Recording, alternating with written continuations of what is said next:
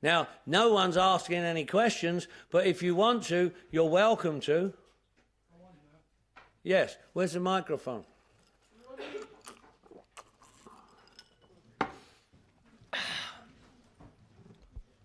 How long have we got? Well, 7 minutes. Good. My name is Hayden, I'm an alcoholic. I just wanted to know, how do you react to, or how can you help me out with, we say if a sponsee comes to you and he says he's not willing to work the steps yet, do you just shy him away or say, find you another sponsor or what? How do I work with a sponsee who's not willing to work the steps? Yeah. Look, very, very easy. Most people don't want to do nothing, do they? I mean, the very word acceptance rankles with the fact that I'm not going to like it. I never have to worry about my acceptance if I get extra money in my pay. I never have to worry about acceptance if some girl comes over and starts taking her clothes off in front of me. You know, the very fact I've got to accept it means I'm not going to like it. And most newcomers don't like the condition they're in. But you see, look, I don't care what they do. Look, when somebody comes to me or when somebody doesn't want to work the steps or ain't willing, I don't care. I have no idea. I carry the message to you, but for me. So therefore, there's no debt. I don't care whether you get it. I don't care what you do with it. I carry the message to you, but for me. So you can do it or not do it. I don't care whether they're willing or not. I don't care. I care whether they do it. If they don't want to do it, then have a party. It don't worry me. I don't care whether they're willing. I don't care about their feelings. No one cares. I don't care. I tell them what we have to do. It's a program of action. It's in the doing. I got to act my way into good living. I can't think my way into good living. So if they're not willing, it's, hey, have a party. What are you doing with me? Don't talk to me. I don't give a shit what you do. Sometimes I'm even stronger than that. I use 2 words. The second one's off.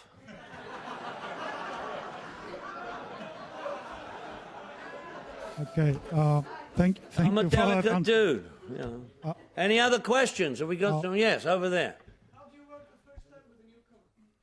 I've just been telling you. Here, give him the thing. The question was, how do I work the first step with a newcomer? I explained to him what we've got to know in the book. I'm sitting down teaching people what it's all about. We're teachers. We're teaching people. We're passing on this message. We're staying sober, carrying the message that we have to learn. Most people, are, like in my group, they don't want to learn. Everybody knows everything. I know, yeah, but, I know, yeah, but, the mating call of arseholes, you know. Everybody knows everything. But that's what I do. Every Tuesday, Carl will tell you, I sit down in my troops, we have a big meeting like this, and I do a workshop like this, and we go over it, and we go over it, and we go over it, what's in the book. I carry this message. In our traditions, it says our common welfare must come first. And what our common welfare, whether you're in Icelandic, United States, Great Britain, China, Australia, Africa, where I'm going, and India, you know, our common welfare all over the world is this message. Not those messages, this message. See? And a lot of people are carrying those messages, which ain't this message. It's not this message close enough. No, that ain't what we're talking about. So that's what we do. Now, if the guy don't want to stick around, it ain't cost me nothing because I'm 18 and a half years sober. See, I didn't get sober not doing this. I got sober doing this. So there's no debt involved because I'm carrying the message to you, but for me. So it don't matter whether you get it or do it or what, because you've allowed me to carry the message. Stay sober, carry the message. That's what I do. See, and that's all there is to it. But what I try to do, like I've tried to point out to some people here today, is to break down some of the felonious beliefs and the false beliefs that we've got, because some of them are hard to get rid of. When an old established idea is confronted by the truth has almost no effect on it. And some of you have got really deep-rooted ideas, things that you've heard, you see, that are hard for you to break. And can't stay sober doing it. Excuse me. That's what I do. Yeah. Anybody else? Come on, you've surely got some more questions. See, if I ask you a question and you don't know the answer, but you're not asking the questions, that's dumb, isn't it? Hi, my name is Torsten and I'm an alcoholic. I was thinking about what Carl mentioned this morning, and again what you mentioned about the spiritual solution. And it seems like when Dr. Silkworth, he prescribed a spiritual solution to the problem, one of the first doctors. The doctors now it seems like they have taken over. And they've said to people, at least in Iceland, in the treatment centers, okay, stay sober, go swimming, do something, buy a dog, and maybe work the steps after 2 years. And is that your opinion that will kill many alcoholics?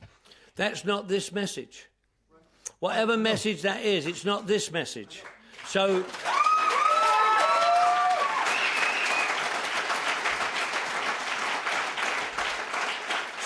if they've got something that works, that's comparable to this, tell me, teach me, show me, I'll learn from you, I'll come to you, I'll ask for it.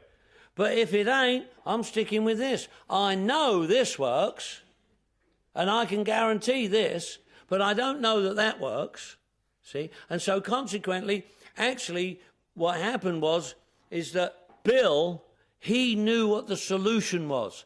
What the solution was complete and utter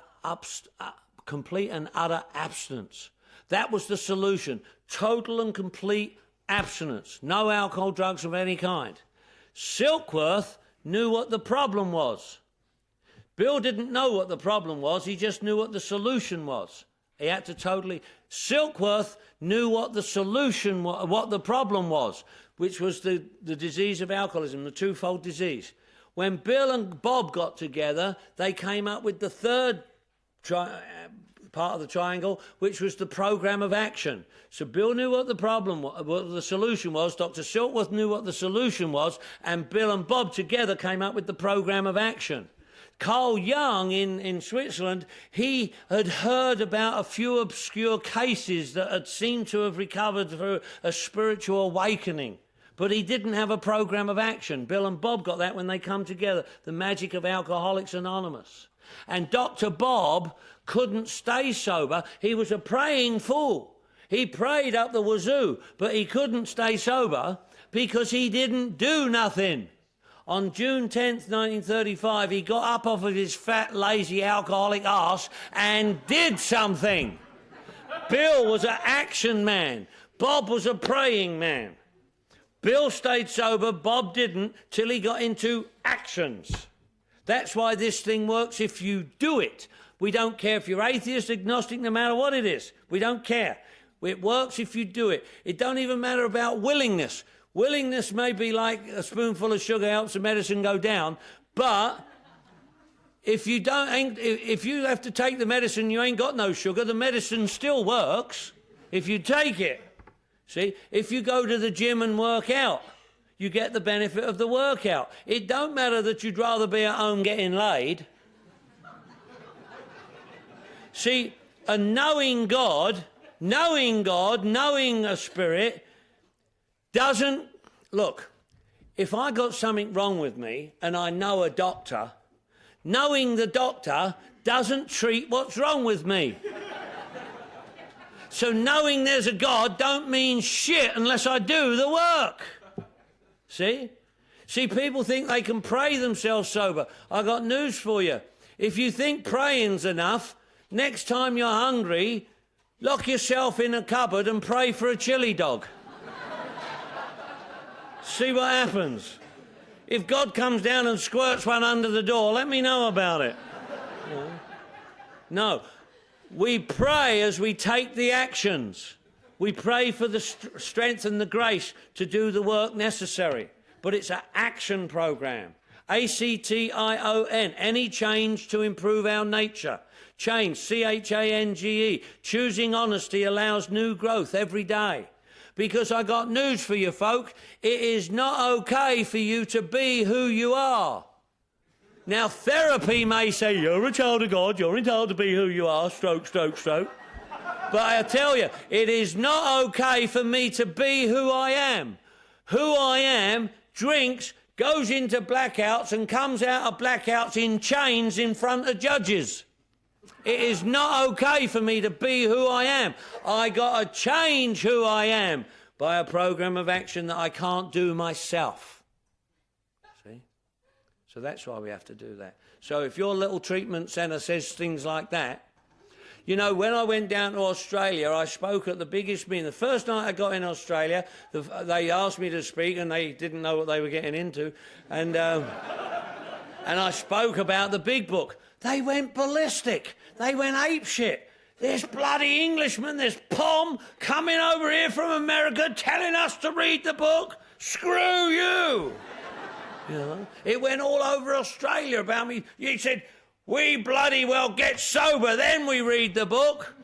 I said, why don't you turn that round? Read the book to get bloody sober, you idiot. Goddamn kangaroo. You know, and that's weird shit, man. That ain't our program. That ain't what we got, and it ain't what's worked for over 2 million of us over the long haul. They may have short periods of this stuff. It may sustain them for a while, but you've heard about it here. I've heard people, and I know people, long-term sober people, that get so bloody wacky because they stop going to meetings, or they're not working with newcomers, or they're not working the program, and they're just staying sober. And they begin to hurt. They begin to hurt so bad that eventually they get in so much pain they have to drink. Because sober, S-O-B-E-R, son of a bitch, everything's real. See? And now I'm dealing with reality, and I don't want to deal with reality. I want to drink so I don't have to deal with reality. Sobriety, S-O-B-R-I-E-T-Y, staying off booze, recovery is everything to you. We have to recover from this disease. It's not sufficient to just stop doing it. We got to stop doing it and then do these steps and this work so that I don't do what I already don't want to do. And in the beautiful book, Alcoholics Anonymous, it says, elimination of our drinking is but a beginning. A far greater demonstration of our principles lies before us in our respective homes, occupations and affairs. Now, if you just stop drinking, you're at the beginning. Do you want to stay at the beginning like a shaky, smelly newcomer? I don't. Stay at the beginning if that's all you want to do. Just stop drinking. But I wrote a word called relationships. I don't know whether you got bad relationships or relationship problems up here in Iceland. Up there in the United States, we seem to get all funky in the relationships. Relationships, R-E-L-A-T-I-O-N-S-H-I-P. Really exciting love affair turns into outrageous nightmare. Sobriety hangs in peril. You dig it? Do you understand that?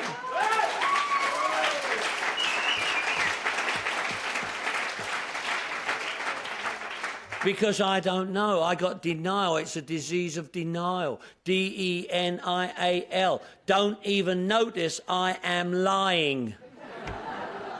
I don't notice when I'm lying, and I don't notice when I'm being lied to, especially by a disease that tells me I ain't got it. You dig? And do you relate to the disease that talks to you? Who relates to the voices that talk to you? Yeah, no shit. You know the voices I'm talking about, right? The voices that just said to you, what voices? Those voices. You know?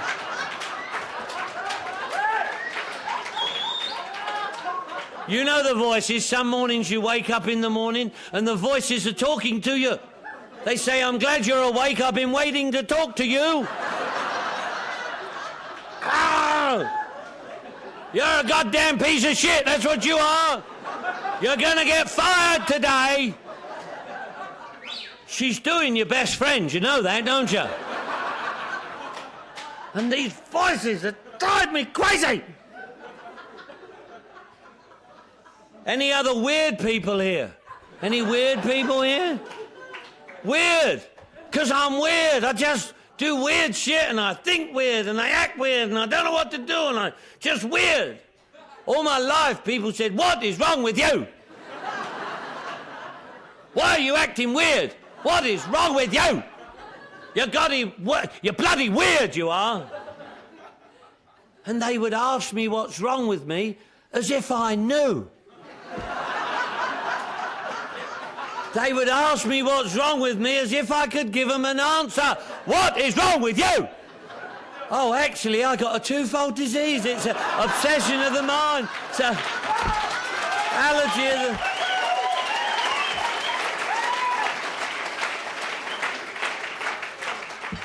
But today I do know. And here's the laughter. Look, this is what works. The language of the heart, the applause that we share with each other, the language of the heart, H-E-A-R-T, healing, enjoying and recovering together.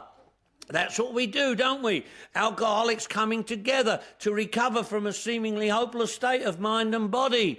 I'm 18 and a half years sober. I'm certified insane. I'm nuts. But I'm sober. You know? I'm living proof that you ain't the sickest person in this room. You know what I'm saying? And you have to be careful of this laughter, because this laughter, you know, they say if you're laughing, you're relating. And if you're relating to a sick bastard like me, there ain't no doubt about you. You dig? Well, you know, we're going to have a great weekend, and I thank Carl for his contribution. We're looking forward to Michael and for all you guys, and we're just the first of many. And you know what? Keep coming back here. There's two sayings that internationally throughout the recovery world, no matter where you go, Africa, Australia, North or South America, Iceland, England, wherever you go, all over the world, the two most prolific statements everywhere is keep coming back one day at a time. And guess what, folks? Neither one of those two statements is in the beautiful book, Alcoholics Anonymous. But please do it. You know, that's what it's all about. Because look, alcoholics, look, ALCOHOLICS,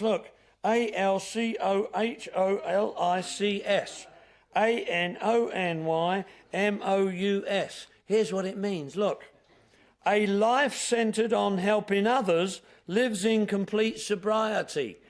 Actions, not our names, yield maintenance of unity and service. And that's all there is. There ain't no more than that. And we got it right here, right now. God bless.